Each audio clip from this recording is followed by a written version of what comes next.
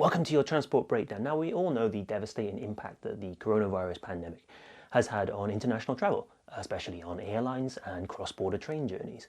And companies like airlines and train companies all want a return to normality as quickly as possible in order for their businesses basically to survive.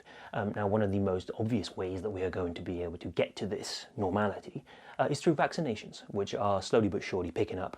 And part of that will now be vaccine certification, because we're going to have to prove that we've had the jab in order to enter countries that still have measures or quarantines in place.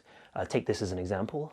Last week, the Seychelles, which is down there somewhere in East Africa, said that it would start opening up the country to people that have had 2 doses of the main vaccinations that are now on offer. That means that people can come into the country and that the Seychelles can start opening up their economy and bringing back their all-important tourism. Now, later today, in fact, the European Council is going to start discussing vaccine certificates in earnest to see what the big challenge is going to have to be, what kind of obstacles they're going to have to overcome.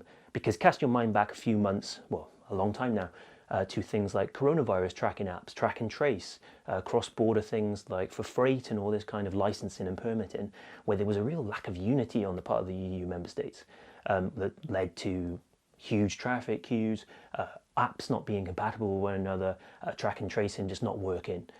So bear that in mind as we move forward, as vaccine numbers go up, as we start to think about opening up the economy, that vaccine certificates are going to be a big part of this, but they're also going to be a real challenge, especially admin-wise.